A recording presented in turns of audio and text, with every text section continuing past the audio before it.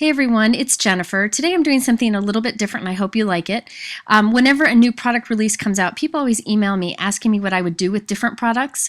So I thought I'd do a complete walkthrough of a release. I'm going to go focus on a new release from Simon Says Stamp. They didn't ask me to do this. I just thought there were a lot of great products and it would be helpful to people to get a closer look at the products and get some ideas of what they could do with the products. So when I got this release, I had a ton of ideas running through my head on what to do with each thing, but I don't have the time to generate something or to create something for all of these products. So I thought I'd share the ideas. And if there was something that you really wanted to see in a video, maybe leave a comment in the YouTube description or over on my blog. And if enough people want to see one, I can go ahead and put that on my list of things to do. So I'm going to walk you through the entire release, show you the products, and then give you some ideas that hopefully will inspire you. So let's start with the stamps. The first stamp set is one of my favorites in the release. I love stamp sets for stamping on the back of cards. Like this image right here, I think this would be great to stamp on the back of the card and then put your initials, handwrite your initials in the center of that heart. A lot of these messages would be fun for stamping on envelopes also. Now I know there's a lot of stamp sets that have these, handmade by, created by images on it, but I like this one because a lot of the messages here would work to stamp, say, on a tag and attach to something that maybe you knit for somebody or you baked for somebody, so it's not just for card making. Now this next stamp set, I love sunshine themed stuff. I think there are so many things you can do with it, and there's a lot of sunshine stencils and background dies, and this set will be great for those. I like this vertical image. It fits nicely along the side of a card. I feel like I have a lot of wide images, but not many that are tall. I also like in here that you can stamp this fun sunshine with the message "is coming, hang in there." I thought that was unique. I don't have any greetings like that one. And I send a lot of encouragement cards, so I thought that would be perfect. Now there is a matching die set for this one, so you can cut out that sun easily.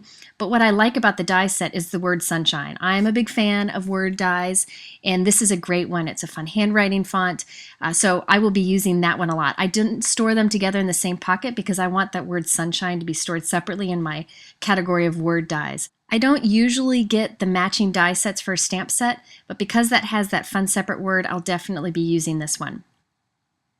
Now this next one here, I don't have a specific idea for this, but what I like about this stamp is stamp set is that they're tiny images that you can kind of squeeze in something. Sometimes like I'll stamp a flower in the center of a card and then I'm like, oh, whoa, where do I put a greeting? This is something that you can put tiny next to it, so that small little thanks image, or you can do the amazing and the fabulous together. I like things that you can kind of squeeze into small areas if you can't really find a place for a sentiment, so this is a great stamp set for that. Next up is the scribble flowers. Okay, so this stamp set is one that would be awesome with techniques. I think there are so many things you can do with this.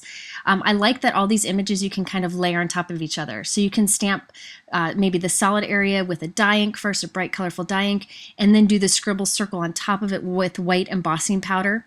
And you can layer all the different circles up to create like a bold flower with lots of layer, and there's these little pieces that you can stamp in the centers. There's also the leaves that you can kind of layer up.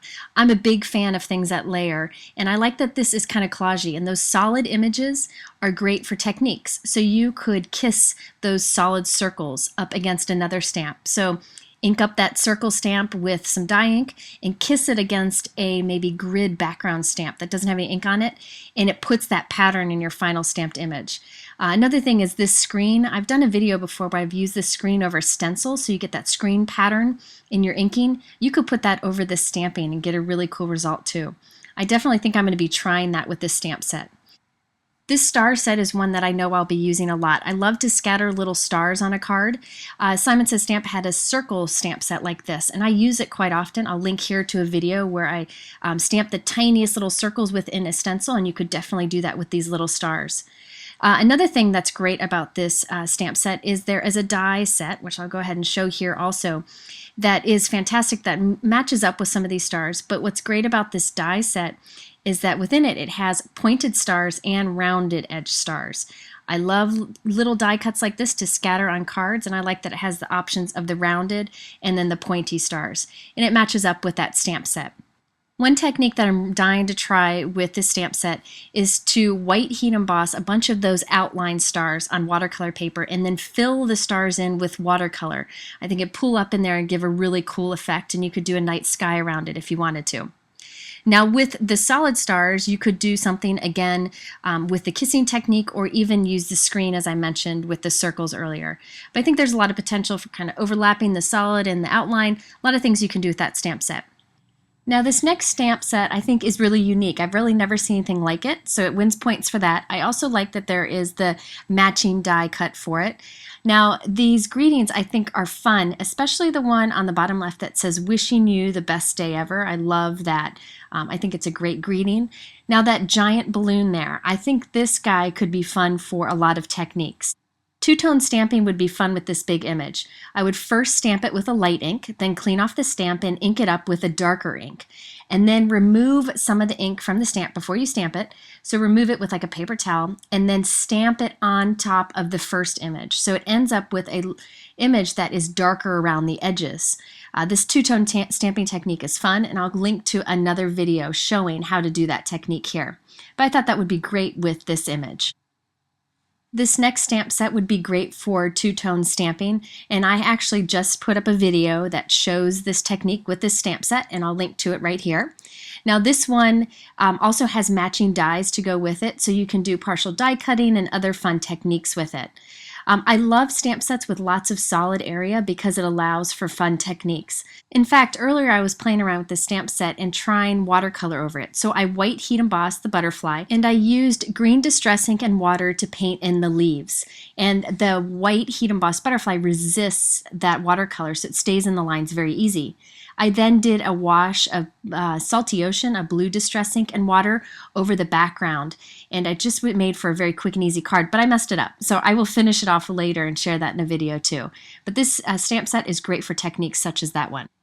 Next we have a wedding stamp set. I'll be honest with you, most of my friends are married or aren't really planning to get married anytime soon, so I don't really have many wedding stamp sets. However, I think this cake here would be great for a birthday cake. You could draw on some candles on it, so I plan to try that. I also like that there's some flowers on the bottom right corner that you can kind of build to get like a little floral image out of it, and you could put that on the cake if you wanted to. I also thought it'd be fun, these little doodly flowers here, I thought it'd be fun to, instead of add it to the cake, you could form a wreath out of these cute little images. I love tiny images because you don't see them very often on stamp sets. I also liked this little tie here with the bow on it. That's meant to go on the cake, but you could put that bow on just about anything. It's one of those images that would be great to use in creative ways. So even if you're not looking for a wedding stamp set, there's a lot of things you can do with this one. Same with the next one. This is a princess stamp set that could be used for wedding, or if you have a little girl like mine who wants to be a princess, we're going to have a field day with this. I love that there's lots of pieces that you can put on the princess skirt. There's a little necklace and a ring that you can put on her, a little bow. It's just super fun. If you have a little girl, man, they will think this is the greatest stamp set ever and have so much fun coloring it. Absolutely adorable. My friend Christina designed this one, and her drawings, her illustrations are just amazing. It just blows me away. They have also released 2 new background stamps. I love these 6x6 stamps because you can stamp them vertical or horizontal on a card. This one I really am dying to try out. What I want to do with this one is stamp the image with Versamark ink on watercolor paper and then put on some white embossing powder. Then you would have like those little roads of open area between the little pattern. I would love to fill that with watercolor. So the watercolor kind of follows along that pattern, and you could do kind of a rainbow of watercolor, but there would be very little watercolor, mostly that white embossed image. I think that would be a beautiful background. I also think it'd be fun to ink this up with a bunch of different distress inks, mist it with water, and stamp it on watercolor paper for a watercolor stamping background. I think it'd just be gorgeous. Next up is a grid background. I love stamps like this because it's subtle. It's not too intense. So you could do a subtle tone-on-tone stamping for the background of a card. You could double stamp it once and then stamp it again slightly offset for a tinier grid pattern. You could even stamp it diagonal for a diamond pattern on the back of a card. Now, another fun technique with watercolor would be to white heat emboss this on watercolor paper once again and fill each square with a different color of watercolor. I think that'd just be a beautiful background where you could just add a sentiment and be ready to go. You could do all kinds of things with this. I even think stamping it with Versamark on a dark colored cardstock and then brushing perfect pearls over it would give a fun, subtle background that would just be a lot of fun with that tiny bit of shimmer. Next up, we have the dies. I'm a die-aholic. I just love dies. Now, there is this die set that matches this wedding stamp set. I'm not big on dies that match stamps, but this one has a word in it. It has congrats, that cursive-y handwritten look. As I mentioned, I'm a sucker for word dies, so I love that congrats message. It would work for a lot of things, not just weddings. Now this next set of dies is super creative. I love dies like this that only partially cut the paper. So I'm going to go ahead and cut them apart with my wire cutters. You can just pop them apart by bending them back and forth too. But if you look, the center of these flowers doesn't completely cut through the paper. So what you do is you die cut your paper with this, and all the petals will stay connected. And all you have to do is put a piece of foam tape under each petal, and that keeps them kind of standing up from the paper. You can put a little enamel dot in the center if you want to. You could even put striped or pattern paper behind it so you see a peek of that from underneath all the petals. Just something fun that you can easily get a cool looking technique from, but all you have to do is use the dies as you normally would. I have a bunch of ideas of what to do with these dies, and I can't wait to play with them. The last three dies are these parade dies where it's a series of images put together with a fine outline that it cuts also. I've recently done a technique with a butterfly die that was very similar to these, and I'll link to that here so you can get some ideas of what to do with these. I actually have a few different videos, so I'll link to all of them. My favorite of these three is the cloud bank. I think this would be so much fun to do behind a scene with some critters in the front or whatever. A great die to have. The cloud bank is definitely my favorite. I think it'd be fun to have the outline in a soft blue, the inside in a solid white, and cover it with some glitter. Well, we're almost done, but next we have the stencils, and there's a lot of fun techniques that would work with all of these stencils. My favorite of the stencils is the trellis die. I think it's a very classy design that would work with a great variety of styles of cards. One of the things I'd love to do with this is put lots of distress ink over it and then paint in the areas with some water for a watercolor look, or you can trace it with some distress markers and then go in and paint it so you get kind of like a stained glass watercolor look. I like this because you could use it vertical or horizontally. You could mask off so you just have one border strip. I think that'd be beautiful going down a card with just a simple greeting with it. I also think this would be beautiful with just embossing paste over it and then some embossing powder on top of that so you can get a cool raised metallic effect. This irregular circle stencil is a fun alternative to just a perfect circle or spot background stencil. This one would be great if you just did white embossing paste on a white card for a subtle background for a real playful look. I think it would also go well with some of the stamp sets out there that say, "You rock." I know that one of the stamp sets I showed you earlier has that sentiment on it.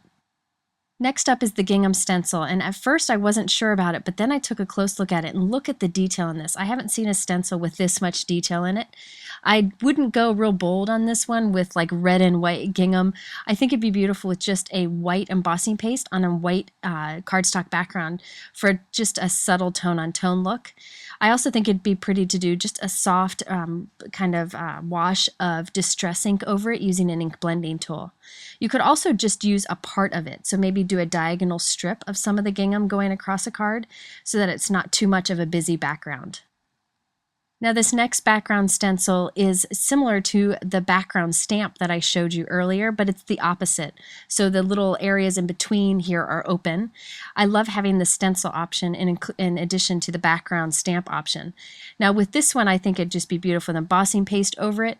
Another thing that you could do is mask off some of these. So you kind of have these little shapes scattered along a background and just rub over it with some distress ink and ink blending tools. You could also trace the shape onto a background and keep it very subtle, or you can just do a little border of it. My other favorite stencil from this collection is this large dot background. I like that the circles are very large and very close together so that whatever you put over this, there's a lot of. I plan to do watercoloring each of these circles and then stamp an image in the center of them, maybe a small little flower and eat in the center of each, and it'd be a great background.